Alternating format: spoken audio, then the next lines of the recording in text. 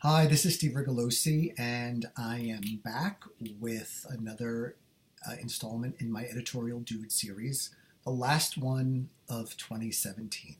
So, Happy New Year, everybody, and here's to a great 2018. So, this is the time of year that everybody and their mother is putting out their best of 2017 list. And of course, such lists are inherently subjective.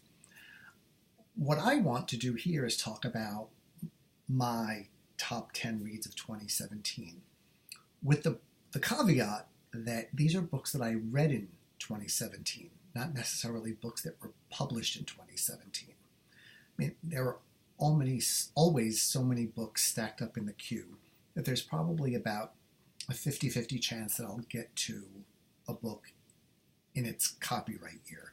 I mean, that's just the way it works out. I would imagine it's the same for a lot of you out there. So some of these books actually go back quite a ways, and I'll give a little bit of background and history when relevant. I'm going to talk about these books in alphabetical order by the author's last name. I don't like doing a top 10 list where I rank this was number one, this was number two. Again, because these things are so subjective, and I think to do a true top 10 list, I would have to have read every book ever published and then give my own opinion on what those 10 books are. And clearly that's not going to happen. So these are just 10 books that I liked and recommend in alphabetical order by the author's last name. I will mention that a bunch of the books that would have been on this list I am not mentioning here because I've mentioned them in other videos, and I would like to try to give plugs to as many writers that I like as possible. So there'd be some overlap between other videos and this one, so I really want to focus this one on writers and books that I have not talked about before. So let's get started with book number one, and that is this one here. And the covers will be backwards, I'm sorry, but I hope to give you a sense of what the cover art looks like. The first book is this book right here, Snowbound by Blake Crouch. So Blake Crouch is a very prolific writer. He had a bestseller out, I want to say within the last year or two, called Dark Matter. And I read that and I liked it enough to go back and look for other books of his. And Snowbound was just one that I sort of found my way towards. And I have to tell you, I could not put this book down. It is so entertaining. I mean, it is so enjoyable from the first page to the last. And the way I would classify this book is as an extravaganza. And by that I mean, a long time ago, I read Agatha Christie's book, Passenger to Frankfurt. And she has a brief preface in that book where she describes the book as an extravaganza, as something that is intended to entertain, but probably is not the most realistic piece of fiction that anybody could ever read. So in Snowbound, a man who is on the run with his daughter for various reasons has to go on the run again. And his journey takes him to Alaska. And there are so many elements in this book that are just potboiler type elements, like human trafficking and chases by wolves, a killer surprise ending that is preceded by one plot twist after another. I could not put the book down. I loved it. I read it in two nights, stayed up late. It is really great fun. And if you were looking for something to pass the time during the cold days of winter when you too may be snowbound, I recommend it. It's a lot of fun.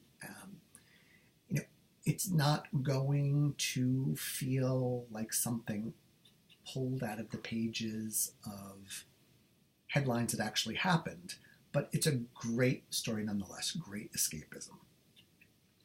Okay, book number 2 is Evicted by Matthew Desmond. This is a very affecting book because it tells the story of what is happening in poor neighborhoods in Milwaukee. It's an ethnography. The author, Matthew Desmond, is a sociologist who lived among the people he writes about for several years. And he studies what happens in these poor neighborhoods, in a city that is very, very cold in the winter, where the poor and the underclass are forever on the verge of being evicted for non-payment of rent.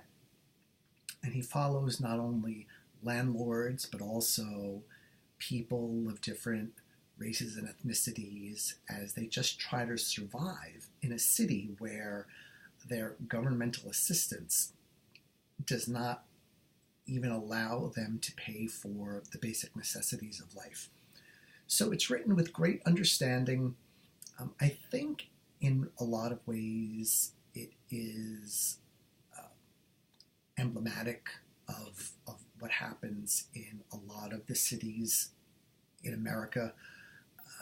We see this increased trend towards urbanization, more people moving into cities, and I have my own feelings about that. I won't say whether they're positive or negative, but I think one thing we can agree on is that probably the prime beneficiaries of urbanization are landlords, those who are lucky enough to own real estate in the city and can charge, in the case of cities like New York and San Francisco and a lot of other cities in America, increasingly exorbitant rents because the amount of housing is strictly limited. And when you pack more and more people into a city, rents go up and up and up, basic law of economics.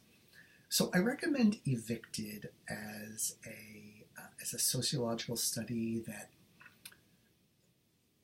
that looks deeply at what is going on as a result of urbanization and the people who benefit from it, and probably the much greater portion of the population that is harmed by it. Very, very good and affecting book. So check it out if you like sociology. I think you will enjoy it. Book number 3 is a book that could not be more different from Evicted, and that is this book right here, Fool Me Once by Steve Hockensmith and Lisa Falco. So I confess, I'm a big fan of Steve Hockensmith. As a writer, he does something that I think is very hard to pull off, which is that he writes humor very, very well. I have my own theories that I try to put into place when I'm editing as to what is funny and what isn't. And typically I find, not just in books, but anywhere in life, that people who try too hard to be funny aren't. Humor has to be natural. It's sort of a spirit that comes naturally to people. And that's not to say that you can't work on improving humor in your own writing, but it's hard to do well. And Steve Hockensmith does it very, very well. He has just the right touch. And he's got a great concept in Fool Me Once. His protagonist is Alanis McLaughlin, and this is another thing that always gets me. A moral heroine whose mother was a grifter who stole from dupes by pretending to be a psychic, when of course she was anything but. So Alanis's goal is to find the people that her mother has cheated and make restitution. And mayhem ensues. This book is fun for people who are interested in all things psychic, for tarot cards. It has beautiful illustrations, and it's truly a light read. And I take light reads very seriously. I mean, I know that sounds a little paradoxical, but a light read is often just what the doctor ordered, and I think a lot of readers go in search of light reads. I know I do. When I've read one too many dark books or seen one too many news reports that depress the hell out of me, I go and look for a light read. And, there's a difference between light and meaningless. And Steve Hockensmith writes light extremely well, in that you enjoy his characters, you enjoy the plot, you sort of root against the bad guys, and in this book learn a little bit about the tarot as you're reading along.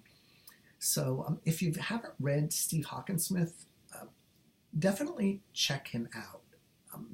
He has a series of books starring Big Red and Little Red, two brothers out on the frontier, one of whom is completely illiterate, but thinks he's the Old West's answer to Sherlock Holmes, and then his brother, and they're always getting into scrapes, and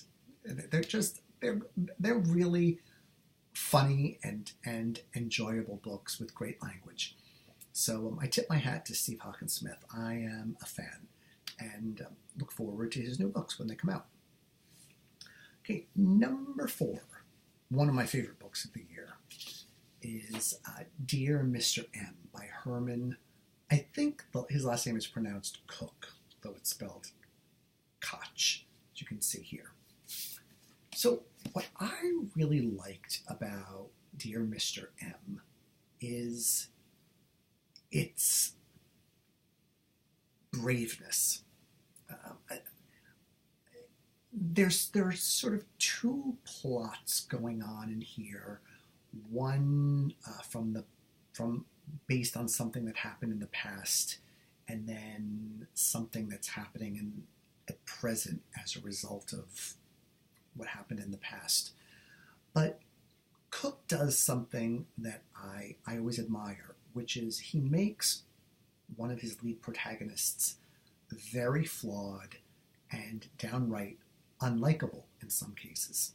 And I think it takes a brave writer and a brave publisher to do that, because it's very, very hard to publish a book where the protagonist is not eminently likable. I mean, that seems to be one of the top 3 criteria, I think, for getting a novel published.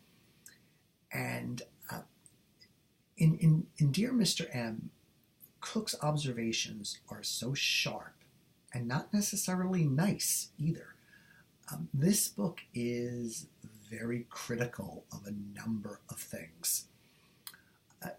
It's a book about a writer, and I always sort of wonder if non-writers enjoy reading books about writers. I often think that they don't, but I could be wrong about that. And I think my feelings on that are influenced by a friend of mine who's a screenwriter, who said the first mistake screenwriters make is writing screenplays about screenwriters. Nobody's interested in that. So, I don't know. Tell me, do you like, if you're not a writer, do you like reading books about writers? If you do, I think you will really enjoy Dear Mr. M. The writing is excellent. Oh, and let me just say, when you read a book in translation, as this one is, it's always hard for me to sort of comment on the writing. because in order to do that, I'd have to speak the native language, the language of original publication. So here, I think the writing has to be a function of how good the translation is. And I don't know how to assess a translation if I don't know the original language. But you get the point that I'm trying to make, which is that a good translation probably makes all the difference in the world. And because I believe that, I want to give you the name of the translator, because that person needs to be acknowledged. Translated from Dutch by Sam Garrett. So Sam, thank you. Great job from this reader and editor. Okay, book number 5. Moving right along here, although probably not at the speed at which it should be, is Crucifixion Creek by Barry Maitland. So Barry Maitland is a well-known mystery writer. I had never read any of his earlier series. I picked up Crucifixion Creek. I can't even remember the circumstances. I saw it mentioned somewhere, and I thought, oh, that sounds good. And I bought it, and it just sort of sat on the shelf. I don't know why I didn't pick it up. But when I did pick it up, I said to myself, why did you take so long to get to this book? Because it's really good. The protagonist is Harry Beltree, who is an Australian policeman who is also Aboriginal. And I believe this is the first in a trilogy.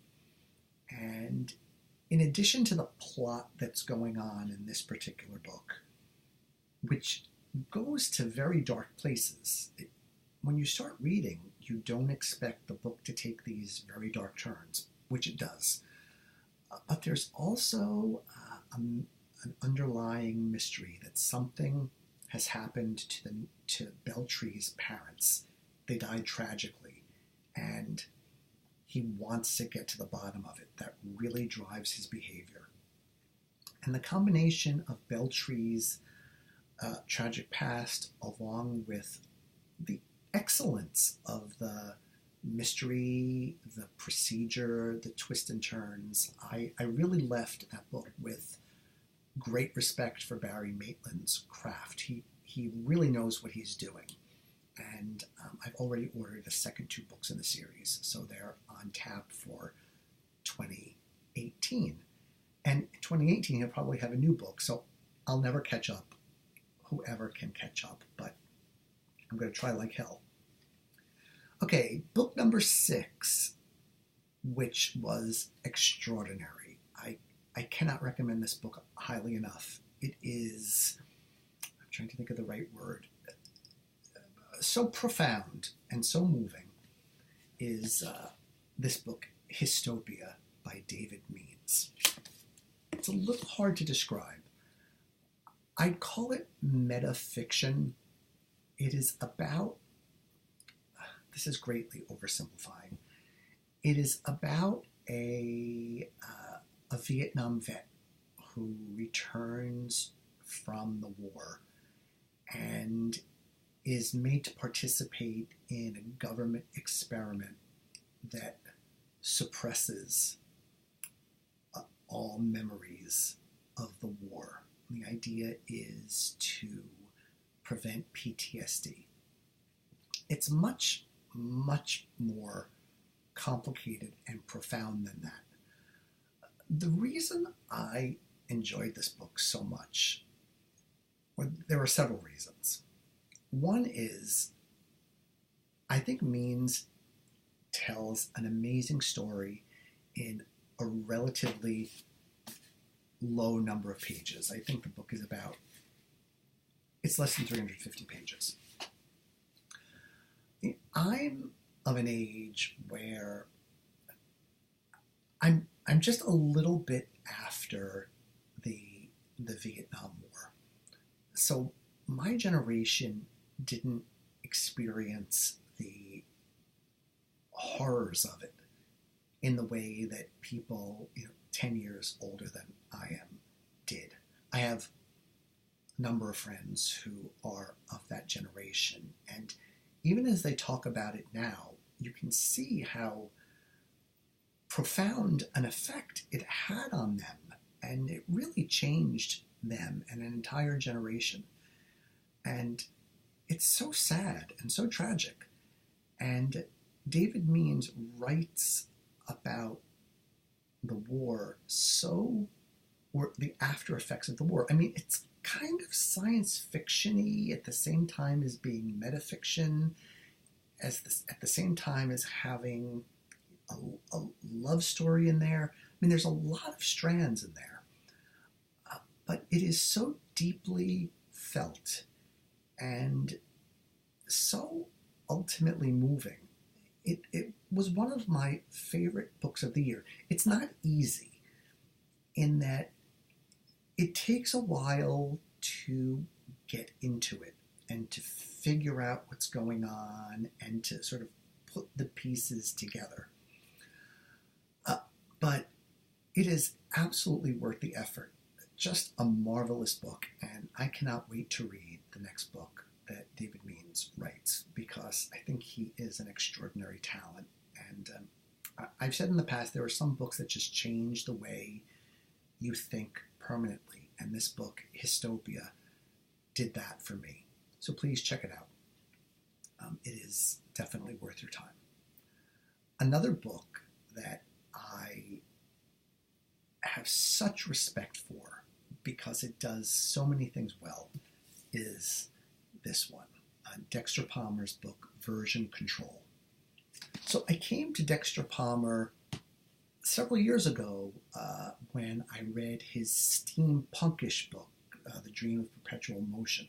I really like that. I like steampunk, and I was fairly new to steampunk at the time, and I thought he did such a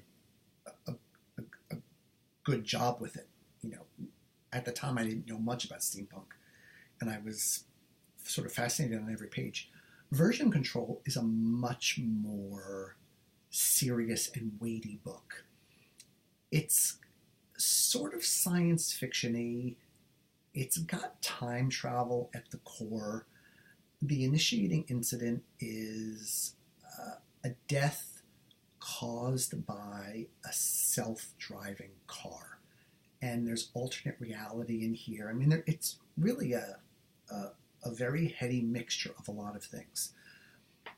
But even though it takes place in the future, it really is about the way we live now. One of the lead characters works for a Match.com type of company where she pretends to be a romantic partner for those who subscribe to the service, and she's just a voice and a face on the other side of the screen. And that's just one element of the way Version Control looks at the way technology is affecting us, taking over our lives, affecting our relationships, changing the way we work, just sort of kind of sticking its finger into humanity's brain, scrambling it around and turning it into something that is less human than it used to be. So I don't want to come across as anti-technology, but you can't read Version Control without stopping to think about everything that's going on technologically and whether the benefits outweigh the drawbacks. This novel also has a quality that I admire and don't find in all that many novels, which is that on almost every page I would stop and reread a sentence or a paragraph because it was so beautifully rendered or wise, or the insight was so keen. I think this man is a genius. I mean, if he needs one of those $1 million genius award grants. I can't remember the name. The man is a genius, and I don't. He doesn't publish. I think this is only his second book. I can't wait for the next one. I can't wait to see what he does.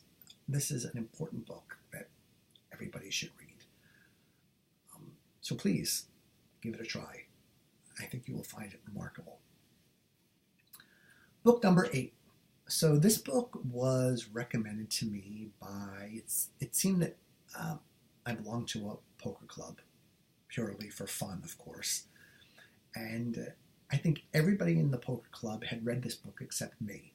So I just couldn't take the pressure anymore. I had to read it to see what all the brouhaha was about.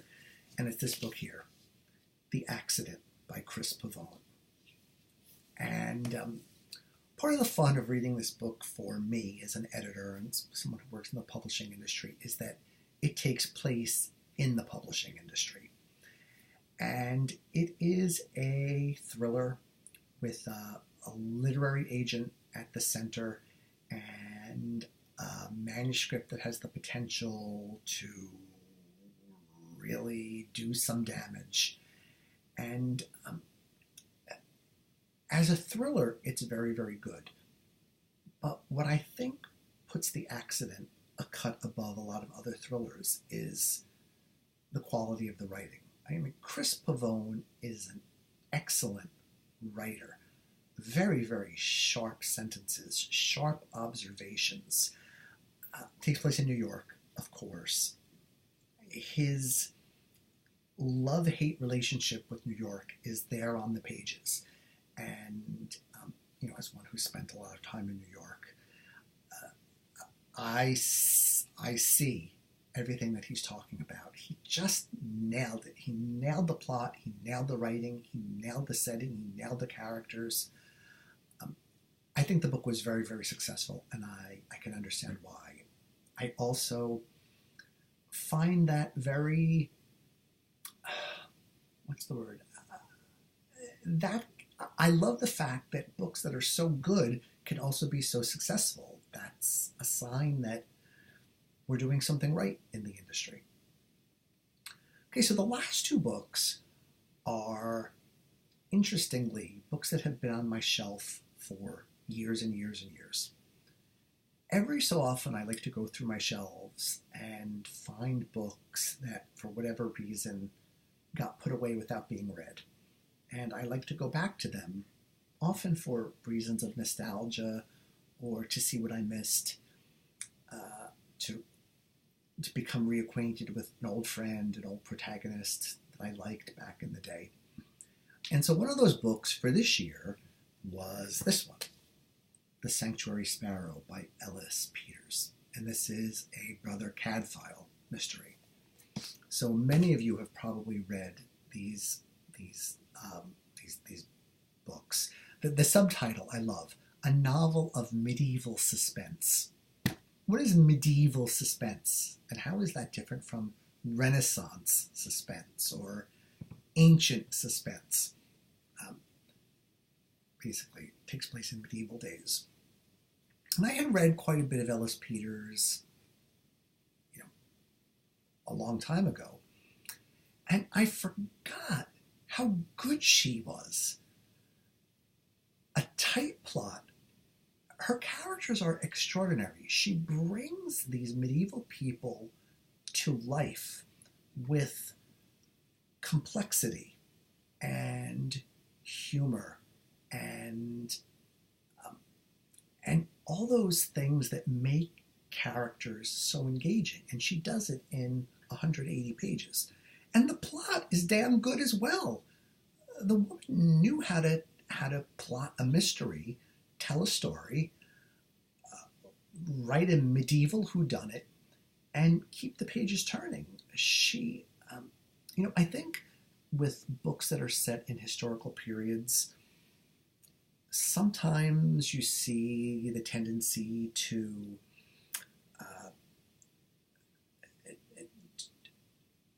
want to cram all the research that that the writer has done into the pages of the book, which can give the book more of a textbook feel than, say, the feel of a novel or a historical novel.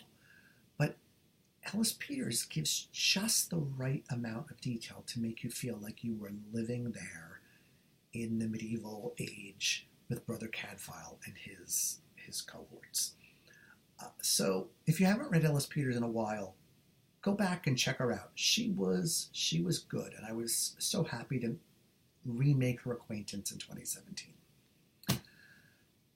This last book falls into the same category of a book that I had purchased a long time ago and just never got around to.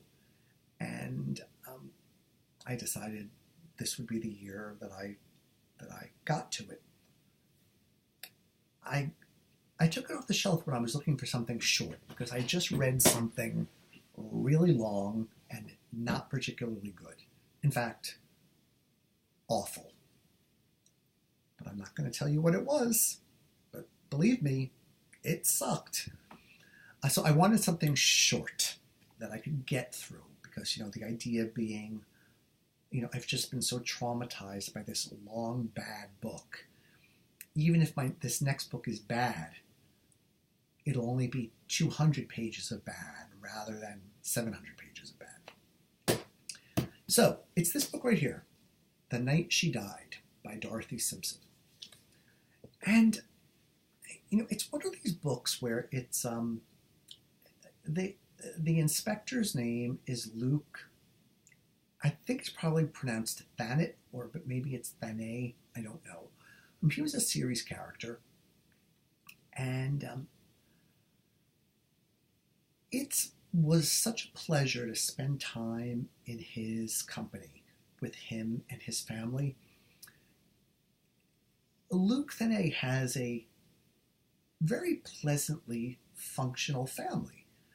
He loves his wife and child. At the same time, he's a very good and dedicated police inspector. There are, in a lot of police books, you get to read about the dark side of police officers. Alcoholism, lone wolfism, depression, inability to maintain a relationship, all of that, all of those difficult things that go along with being a police officer. So it was nice to spend time with a policeman who really doesn't have those problems. He's not, tripping through the daisies in an airheaded type fashion. That's not what he is. But there's a good story in here with good plotting. The pace was really fast. And when I got done with it, I thought, gee, that was really good. Why did it take me so long to get to this book? And I liked the characters so much that I think I'm going to have to go on to Amazon the next time I get a few bucks and look for other books in the series, because this book was just a pleasure to read. If anybody has read other Dorothy Simpson books and would like to recommend one, please leave a comment and do so. So usually I close these videos by recommending a book or a writer, but that would be redundant since I've just recommended 10 of them. I want to thank all of these writers for writing their books, doing the work necessary to get them published. They're all different, but they all share one characteristic, which is that they were all enjoyable to read. Each night when I sat down to pick, to read, to do my nightly reading before bed, I looked forward to going back to those pages, to being immersed in these worlds, to seeing what these writers had done. And in every chapter, they just kept demonstrating over and over how good they are at what they do. And I don't think that comes easily or overnight. You really have to work at that. And it's clear that all of these writers did that. And I also have to say, being an editor, I'm sure they all had very good editors as well, which because editors are often thanked profusely in the acknowledgments, as they should be, I would argue.